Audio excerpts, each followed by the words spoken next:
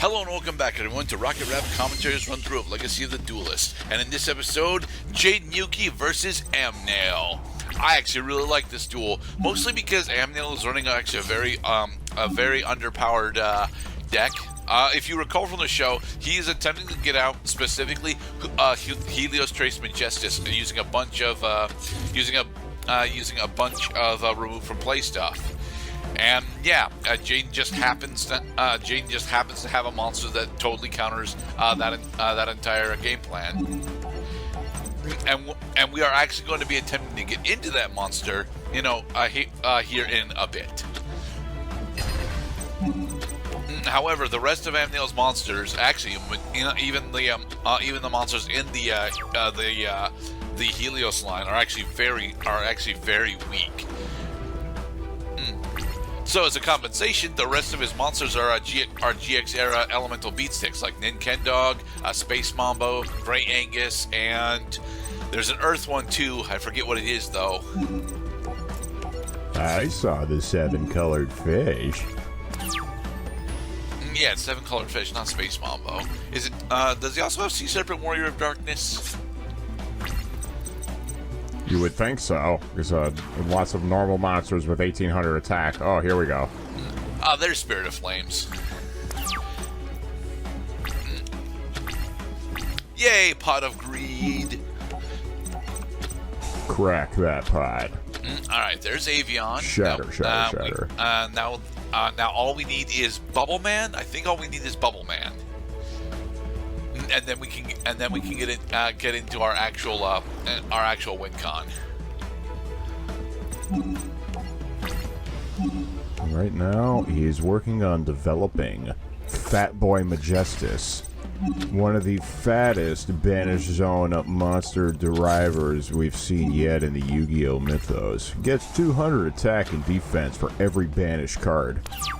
And it can be special summoned from the graveyard if it's killed in battle and gets a 300-point attack and defense bonus.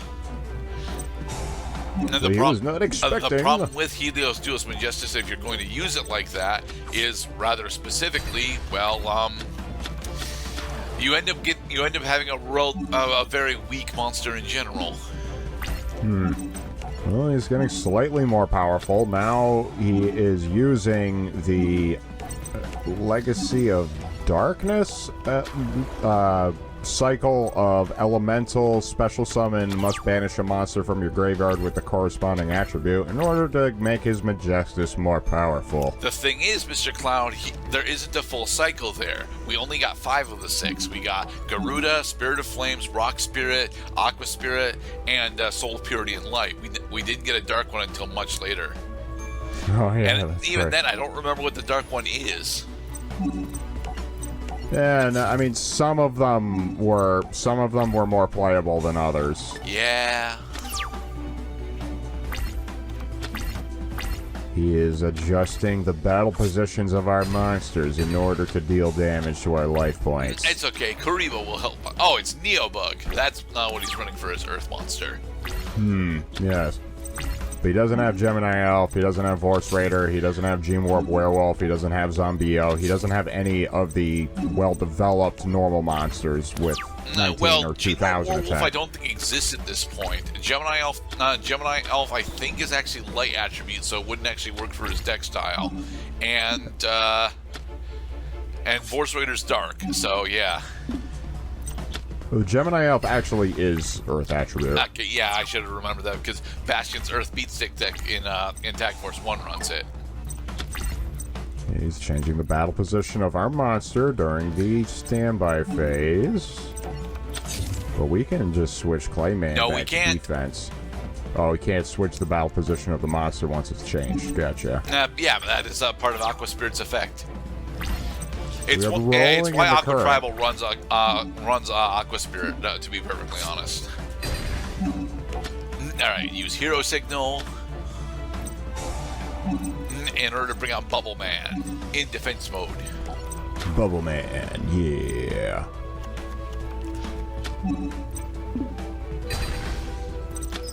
Alright, so we use Draining Shield on Spirit of Flames in order to get ourselves back up to a decent life points. And then next turn, we're going to use Miracle Fusion in order to go into Electrum.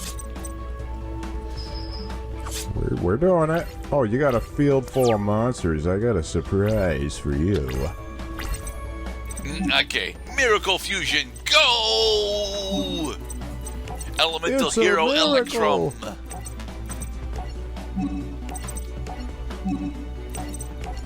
Although they are in the graveyard, they will prove to be miraculously useful. Banish them instead of going to the graveyard. Well, we're banishing them from the graveyard. Come on out, Electrum! Da-da-da.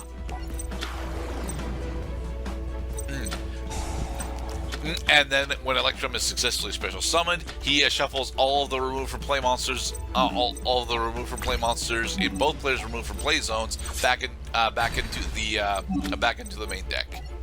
Yeah, you should have attacked Majestus. No, Well, you would have killed him if you attacked Majestus. and then though. he just comes back. Quickly, switch to defense mode. Okay, so from here, what we have to do is figure out a way to get through the wall of monsters that he's got out. One at a time. Effectively, one at a time. Yeah. What does Burst Return do? That's Burst a spell Return I'm is not fucking familiar with. useless because because you need to have Elemental Hero Burstinatrix on the field, and your opponent needs to control some monsters that you originally controlled. And then what it will do specifically is it will return the monsters that you are supposed to have control of back to your hand. Huh. So, creature swap would be a good way to gain control of your opponent's monsters in this case. Yes, Creature Swap would be a very good way to gain control of my monsters specifically, but thankfully Amneal does not have Creature Swap. We're gonna have to show the Bubble Blaster. Do we have to show the Bubble Blaster though? I mean, what's the point of these equip cards if when the corresponding complements come up, we can't even use them? Well, we can use them. It's just that, a 1600 Bubble Man isn't really all that much better than an 800 Bubble Man. I mean, if it was an 1800 Bubble Man, then it would be arguably pretty useful, but 16, not so much. Okay, we're doing it. We got 2 monsters, and he can only set 1 monster per turn.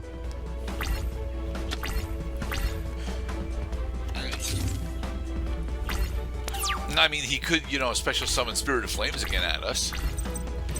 He could. Alright, thank you, Wild Heart. Now I remember why I like Wild Heart. He's unaffected by the effects of trap cards. Yes. Very useful ability. Helios the Primordial Sun, and another Neobug. Duelist Majestus effect, special summon itself. ML's largely showing an unimpressive front. Yeah, he actually has a Macrocosmos face down. There we go! Elemental Hero Stratos, one of the best Elemental Heroes ever printed. Yep. Alright, and we're going to use the reason why right now, because we have the ability to add any Elemental Hero from our deck to our hand, because we already have Wild Heart out. We can activate our Polymerization to go into Wild Edge and destroy all of his monsters.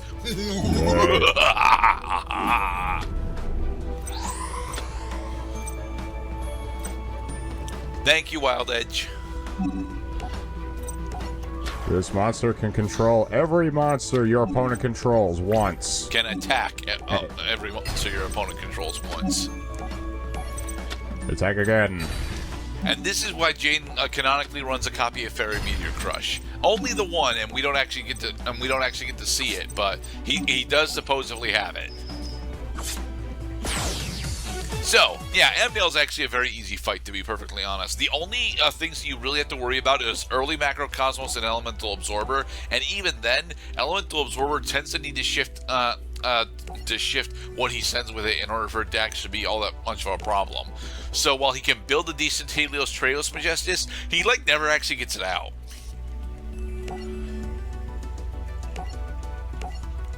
I was just testing you. Yes. We got Nintendo, Grand Convergence, and Macrocosmos.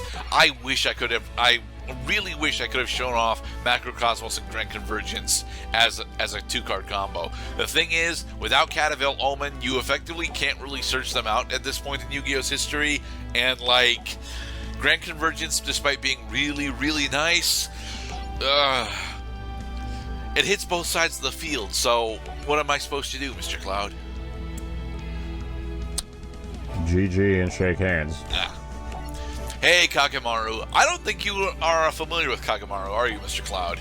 Nope. Kagemaru is the actual final boss of Season 1. He is, after we defeat Amneal, one of the major events that happens is that Chaz ends up trying to pursue his crush on Alexis by having all 7 spirit keys and threatening to open the sacred beast himself unless she goes out on a date with him. So she ends up either she or Jaden ends up dueling him. They win, and then the dual energy from that event sparks counts as the keys all getting successfully transferred. It's really fucked up. So win the duel, save the world. No, actually, win the duel, and the world becomes even more endangered. As Annotations Grenade is mentioning here, Kagemaru is attempting, very poorly, but attempting to run a combination deck that runs all 3 of the Sacred Beasts at the same time. This is stupid. Do not do this.